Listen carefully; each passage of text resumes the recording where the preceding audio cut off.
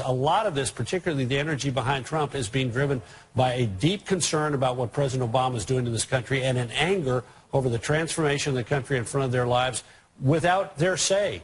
If the president doesn't get something through Congress, he does it by executive action and rubs their noses in it. Go ahead, Kate. The American people are sick and tired of being told what to do. That's the reason why they want smaller government at the state level. We see it with Republican governors across the country. It's the reason why we saw Scott Walker so successful in taking on the labor unions, which were telling people what they had to do with their own money. We've seen it at the state legislature level. We've seen now this as a reflection on Washington, D.C. We saw it in Brexit.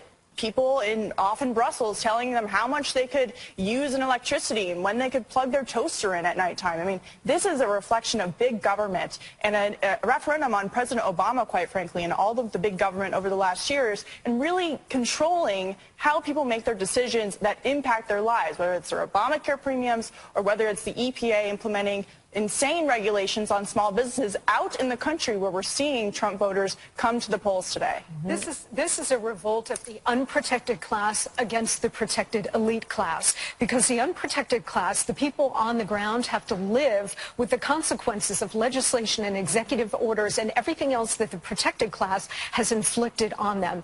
Donald Trump went out there every single day when he stayed on message and was speaking directly to those voters about the issues that directly affect their livelihoods: economic growth, wage stagnation, job creation, illegal immigration, building the wall, the existential threat of Islamic terror.